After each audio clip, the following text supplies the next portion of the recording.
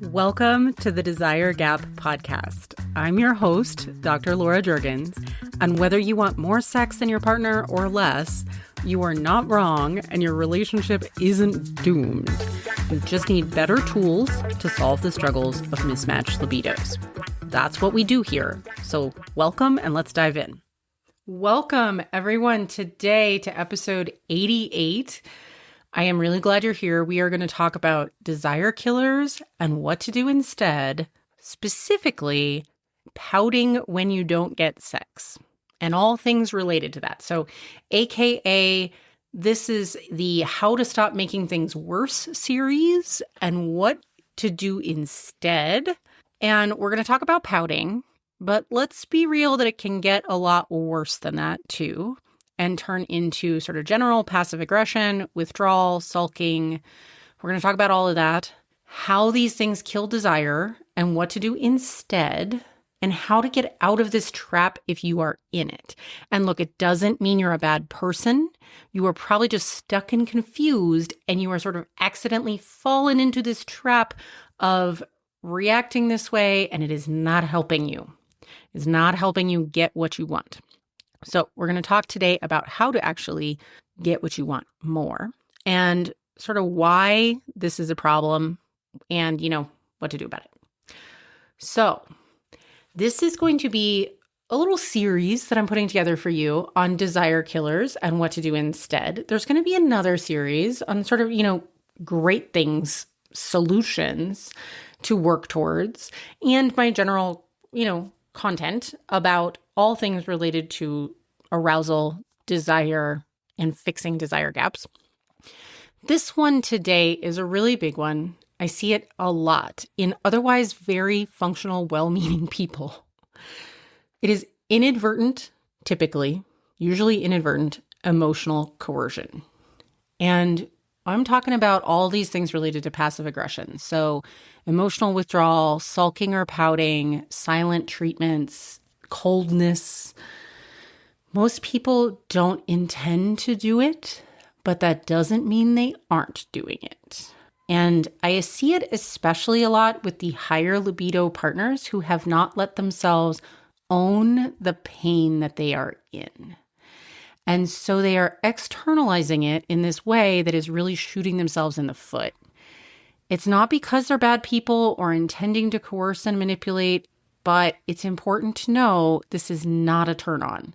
And it's really worsening the desire gap with their partner. So if you are in this situation, either you are the high libido partner or the low libido partner, or if you're not currently in a desire gap situation, you might be experiencing this in other relationships in your life or for other topics. And it's really useful, whatever your situation is, to think about these behaviors because they are easy to fall into and they are really problematic. It can also be hard to pinpoint what's wrong when this is happening because it's often more subtle than other types of emotional coercion or coercive control. And the passive aggressive behaviors can kind of creep in with otherwise very functional people and leave the receiving partner kind of questioning their own perceptions and feelings and even sanity, or feeling like they're overreacting. But the thing is, you're not overreacting. This is actually a really big problem in a relationship. So if this is happening, all kinds of passive aggression, eye rolling, silent treatments, emotional coldness, all of that, sulking, pouting, these are actually really big problems. They're problematic behaviors in relationships. They undermine relationships. It's absolutely not always the higher libido partner doing it either, but it is really common for higher libido partners to fall back on these kind of tactics when they feel rejected or like they're not getting what they want and they don't know what else to do. So I am here to help you today know what to do that works way better and know why you don't want to get tempted by this tactic. Passive aggression doesn't just undermine your connection. It actually tends to give partners the big ick, like a huge ick. So we're going to unpack it today and help you know what to do better. So here's the thing. If it's you who's doing this, I want to really help you own it because that is the first step in getting out of it. It is not helping you, and I want to help you out of this hole you're digging for yourself because it's actually making your situation worse. But I also don't want you to feel ashamed about it. Even though it's not the best look to admit that you're passive-aggressive sometimes, almost all of us have been passive-aggressive sometimes, right? Now, look, maybe this got ingrained early on in life, or maybe it just like pops up occasionally when you get really confused about what to do. You probably know that you want to stop for even just your own sake and your own self-respect, but also just for the general connection in your relationship, let alone your sexual connection. But there's a lot of good people who sort of accidentally fall into this pattern because they just don't know what to do and wind up in behaviors they're not proud of. Most people who are doing it because you're not very proud of it are often in denial about it. This is really, really common. So if you're like, well, that's not me, I never do that, just take a moment. I want to invite you to admit that you're a human being. It's okay. I have done passive-aggressive behaviors too. It doesn't make me a horrible person, but I do know that they don't get me what I want. And also they don't really make me feel very good about myself. So I have learned to own up to it and to work really hard to stop. And I want to invite you to do that as well, but you do not have to feel like you're not a horrible person. It's just not helping. If you stay in denial about it though, because it's, something that's hard to admit, oftentimes what happens is people wind up kind of doubling down on it and it gets worse.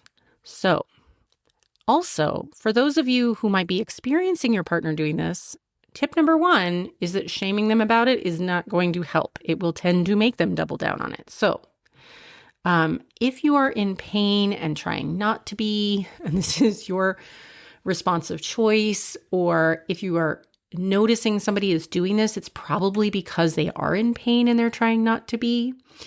It's really important that we approach it with a lot of compassion, either for ourselves or for others. And it help them know that it's not helping them. Right? Help you know that it's not helping you if you're the one who's doing it. And the best reason of all, look, passive aggression, sulking, withdrawal, they are just not sexy. They will not get you more of what you want. They will not get you more sex. So let's talk about it. The problem with these behaviors. So sulking, withdrawal, refusal to communicate, they're unfortunately really common ways, and especially, as I said, not always the higher libido partner, but really commonly the higher libido partner may respond when they don't have a lot of communication skills and emotional awareness, and they run into the pain of feeling rejected or not getting what they want. Unfortunately, these behaviors, they increase and deepen your conflict with your partner. And number two, they tend to make you come across as a pouty kid. And no one wants to have sex with a pouty kid. It is especially common with people who avoid talking about their sexual and emotional needs. So instead, what I often see happening is the person will suppress their needs for a while in an effort to try not to put any pressure on their partner. Oftentimes they're suppressing their needs out of care. It's not a great idea, but their intention is good. So they're suppressing their needs for a while, and then when they just can't suppress them anymore, it kind of comes out as passive aggression. None of that is helping, but it's understandable how you kind of fall into that trap, right? We can see that there's sort of initially these good intentions. But at the end of the day, pouting, sulking, all this stuff, it is actually a manipulation tactic to punish the other person and get them to try to comply with your wishes without actually having an adult conversation about them. And while the person, or, maybe you've tried to have that conversation, your partner was avoidant, and now you've resorted to this instead of trying again. Still not going to help. Still not going to work. Okay? So the person who's doing this is often acting out of either feelings of rejection, anger, or resentment. And those are all valid feelings. So this does not mean The behavior is very different from the emotions underneath it. The behavior is a problem, but the emotions underneath it are not a problem. It's okay to have negative emotions like anger, resentment, and feeling rejected. That is understandable. But what we need to do is take responsibility for those emotions and express them vulnerably. Sorry, tough news, I know, but expressing them vulnerably and in an adult way through a clear conversation saying, hey, I'm really feeling rejected here, and I'd like to have a conversation with you. I would like to understand where you're coming from. And we'll talk a little bit more about how to do this. But instead of having that adult conversation, we're acting those feelings out in a manipulative or childish way. And, it maybe was like kind of cute at 4. I don't know. I don't actually, to be honest, I've seen a lot of kids sulking and pouting, and I never thought it was cute. But some people do. But ultimately, as an adult, definitely not cute, definitely not attractive. And the unconscious goal, and the key is that it's unconscious usually, is to manipulate or punish their partner into compliance. And we got to own that when that's what we're doing, unfortunately. It doesn't mean that you're consciously trying to punish your partner or coerce them into compliance, but there is an unconscious effort to do that typically. And that's what we're doing when we use passive aggression and coldness or withdrawal or sulking. And it creates, unfortunately, what happens is it creates a cycle of fear and shame and obligation for the receiving partner. Because this unspoken conversation is that if I want to avoid your emotional punishment, I have to do what you want, right? And there's this threat of disconnection. That's where the fear comes in. There's a threat of disconnection or some sort of that sort of like, I'm not going to engage with you. I'm not going to love you and be connected with you and communicate with you openly unless you do what I want. So unfortunately, or fortunately, it is very ineffective. It does not work. It literally always backfires in some way, shape, or form, and usually way worse than the initial problem, the initial disconnection. So even if you get obligation sex from your partner out of it, you have created a very non-sexy relationship dynamic that will undermine your partner's long-term interest in sex. So remember, this is really important.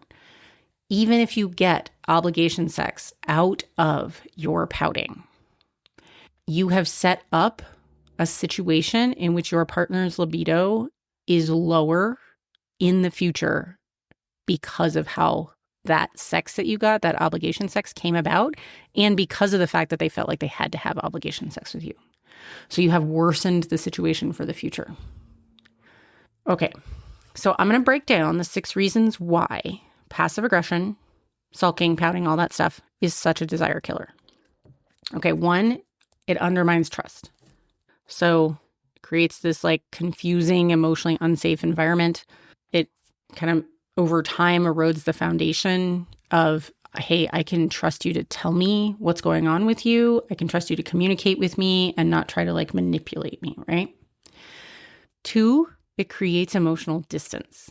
So when you use sulking to punish or coerce someone, the underlying issues are never addressed, right? So there's this unspoken tension that creates wedges in relationships, and it diminishes emotional closeness. And your partner may eventually just withdraw their affection or minimize contact with you because they don't want to encounter this sort of punishing behavior. It also breeds resentment. So instead of resolving the problem, the passive aggression, like sulking, allows the feelings to fester and intensify on both sides. So your anger remains unresolved, but your partner also now grows resentful of the manipulative behavior and the burden of kind of navigating all of that. So now you both are resentful and it grows. Number 4, it isolates you. So people tend to avoid other people who use these kinds of manipulative tactics, and it becomes less effective, right? Because you're not going to be able to coerce somebody if this is kind of your go-to. They just get freaking tired of it and they just disengage. So now all of a sudden you're isolated also. And they may even drop you. That's not uncommon and it's not unreasonable. Number 5, it can be interpreted as abusive, and it is abusive if it is pervasive and goes on for long enough. So it's a pretty potent form of emotional punishment and coercion, and it can be really damaging in relationships. It can cause a lot of harm for people and create a lot of fear in relationships. So this is an emotional abusive tactic. That's not saying you are an abuser if you have occasionally been a little passive aggressive. That is not what I'm saying. But people who use it pervasively, regularly, and over a long period of time, that is definitely part of the definition of emotional abuse. So you don't want it to fall into the slippery slope where it starts being your go-to, because you don't want to be that person. Number 6, it damages your own emotional, mental, and physical health. So actually holding in all the anger and frustration and that confusion of not knowing what to do with it, the feeling where when you are passive aggressive, you don't get a good response from people. And so you're just wind up holding in more. It can negatively affect your actual health. It can lead to increased stress and anxiety, and is even linked to physical ailments like high blood pressure. So not good in any way, shape, or form, right?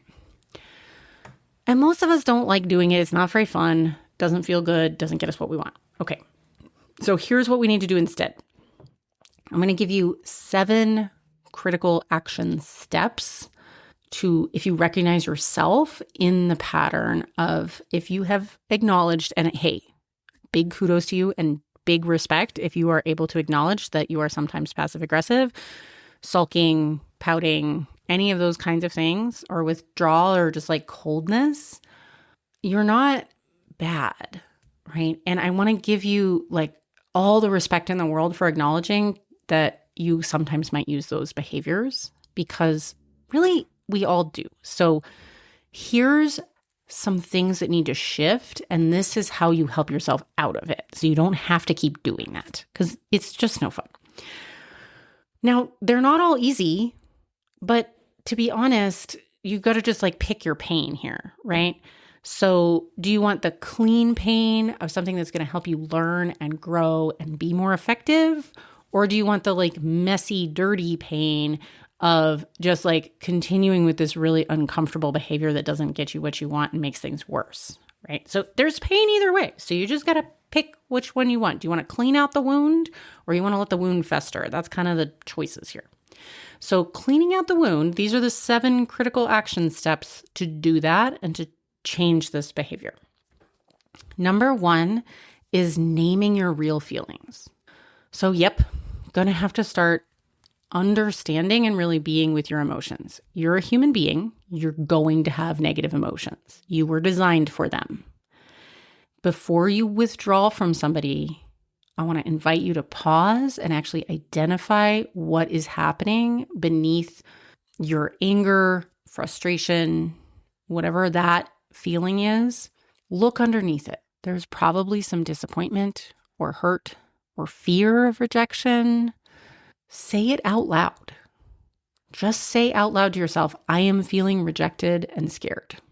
I am, whatever it is that is actually underneath. I want you to identify it and feel it. I have a great resource, and you can just even Google it, called the Feelings Wheel. If you need some help identifying your feelings, I highly recommend it. I really needed help with this. If you're one of those people like I was, who can only kind of tell I feel good or bad, or maybe you can be happy or sad, that's the level you can identify feelings at. That's where I started. The Feelings Wheel is a game changer. Just Google it, download it, print it out, carry it around with you. Some people even I have one in my office, a pillow made from it. It's really helpful. So 1 is naming and identifying your feelings, your actual feelings underneath the surface ones that are the anger of, that's sort of the responsive anger of I didn't get what I wanted. Number 2, take a break, not a tantrum. And now I'm a huge fan of actual tantrums, like close your door, have a private place, and just like punch the air and like kick your feet in the floor and have like a baby tantrum. I love it. I highly recommend it. If you need to do it, please do it. Do it on your break. It's a great way to move some emotion through your body. But I mean, not like giving like the sort of tantruming in the way where you're giving somebody the silent treatment or you're withdrawing or you're reactive to them. So in this case, instead, take a break. When your emotions are running high, just say, hey, I need some time to cool down. Let's talk after half hour, whatever it is. Instead of giving someone the silent treatment or performing some sort of sulking. Set a specific time to return to that conversation. Do whatever you need to do. And I'm going to give you some tips about what to do. When you do return to the conversation, number 3, speak as directly as you can and as vulnerably as you can about your actual feelings. Those ones from number 1 that you figured out. So instead of sulking, we're saying things like, hey, I'm feeling really hurt because, when I invited you to have some sexy time last night, you really pulled away from me and I felt like we couldn't really talk about it. And I want to let you know that I'm feeling really hurt about this and I'd like us to figure this out together. That's just an example. But essentially, speaking directly, saying, these are my feelings. Can we figure this out together? That's it. Focus on solving rather than punishing someone. All right, number 4. If verbal communication is hard, especially because it is for me and it is for a lot of people, write before you speak. So you may not be ready to talk about it yet. When verbal communication is hard, write down your feelings. Ask yourself questions. Here's a really powerful one to ask yourself. What am I assuming about my partner that's making me feel this way? This is going to help you separate facts from stories that you're telling yourself. Okay, so number 4 is right before you speak. Number 5, get curious rather than defensive. So instead of assuming that your partner is actually trying to hurt or intending to reject you, ask a curious question like, hey, would you help me understand where you're coming from?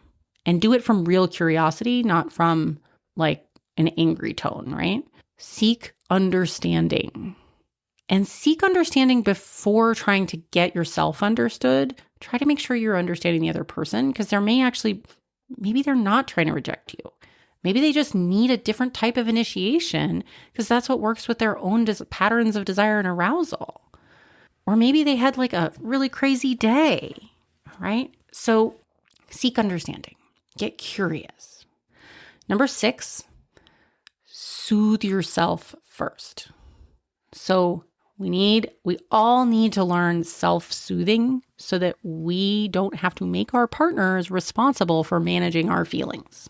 I'm going to say that again because it's so important. Learning to comfort your own hurts, your own emotions, instead of making your partner responsible for managing your feelings is absolutely critical. When we have comforted ourselves, we can ask other people for help, but we have to take primary responsibility for comforting ourselves first. And this might mean, and this does not mean distracting yourself from your feelings. So this doesn't mean scrolling, drinking, venting at somebody, blah-de-blah, all kinds of, whatever your distractions of choice. It means actually feeling and soothing those feelings. So it might mean something like deep breathing, a walk, a bath, a workout, but just make sure that whatever your sort of self-soothing of choice is, that it actually gives you time and space to get perspective and is not just a distraction. Doesn't mean you can't distract yourself sometimes. Sometimes you just need to distract yourself, but don't imagine that that's actually soothing. It's not. It's just giving you a little bit of distraction space. So then you need to still soothe, which means you actually need to know what those feelings are. You need to look at them. You need to let yourself feel them and comfort yourself with some self-compassion. Like actually be the best parent you could imagine to yourself. That person doesn't indulge. Great parenting isn't overindulgent, but it is compassionate, right? It's like, I understand you're having really tough feelings right now. That's hard. Yes, you still have to go to school. No, you can't eat the entire cake, right? Compassion still sets boundaries and sets realistic expectations for behavior, but it does so lovingly. So do that for yourself. Soothe yourself. Okay, that's number 6. And number 7 is just own your emotional experience. Remember, your own perceptions are creating your emotion, and all of our perceptions are subject to being wrong. We are often reacting to things that are stories that we made up in our mind. I might feel rejected even when my partner is not really intending to reject me, right? I feel rejected because I'm perceiving that they are rejecting me when they might not mean that at all, right? So owning my emotional experience means that I'm saying, oh, I'm actually responsible. That doesn't mean other people aren't contributing. If somebody says something really nasty to me, it makes sense that I have an emotional reaction. But I'm still going to own that I am putting weight on what they're saying, right? I'm deciding that actually matters, or that they're trying to hurt me, as opposed to they're just bad at coping with their own emotions. And so they're lashing out at me, right? So we want to take responsibility for what we can. That doesn't mean that somebody isn't always, sometimes somebody is rejecting you sometimes. If they're your partner, chances are it's not personal. They're not like trying to reject you for who you are. They're not. But see if you can take as much responsibility as you can for your own emotional experience. That's number 7.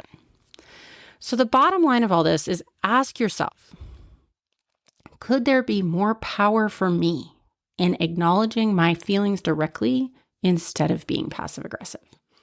Could I get better results for the relationship that I want by owning up to my own emotional experience and taking as much care of it as I can rather than being passive aggressive? I promise you the answer is always yes. Always. And for the lower desire partner, if you are experiencing this type of passive aggression from your higher desire partner, I want to speak to you for a moment. And I'm not letting you totally off the hook, because you also might be passive aggressive about stuff too. And I want to invite you to investigate that. But for this desire gap situation, it's really common, in particular, that it's a higher libido partner that's doing this. And that might not be the situation in your case, right? So own up to it if you're doing it too. But if you are on the receiving end of the sort of sulking from a partner who wants more sex, I want you to know a couple things. One is that you are not crazy for feeling upset about the passive aggression. You are not wrong for not being interested in sex under those conditions. And it makes absolute sense for you to say no. In fact, it's your body. So you are always entitled to say no. And I mean, whether you're married or not, I cannot believe how many of us still have this subconscious idea that just because we married somebody, they are somehow entitled to our body. That is not the case. No one owes anyone else sex ever, period, right? So we may know that intellectually, but a lot of us have sort of this like idea in our bodies that we somehow owe it to our partners. That's not helping you either. Future episode on that. But I don't want you to feel crazy for not being turned on when someone is sulking. Not sexy. It is completely okay to be turned off by that. Your body and mind are actually responding very appropriately by not feeling safe, connected, or aroused, right? That's your nervous system working exactly as it should in that situation. And it's absolutely okay, and in fact, often really necessary for you to tell your partner how their behavior feels to you.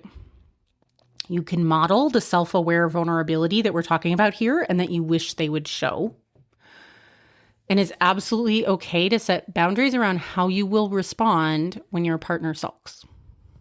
You may need some help figuring out how to do that, how you want to handle it so you can get the best result you can. And it is really normal and smart to need some help for that. So reach out if you want some help.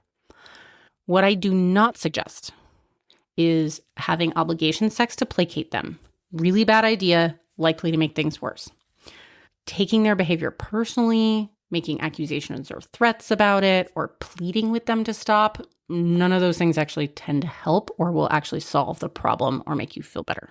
Everyone deserves to feel safe and respected and genuinely desired in your relationship, not manipulated into compliance. Okay? So remind yourselves of that, my dears.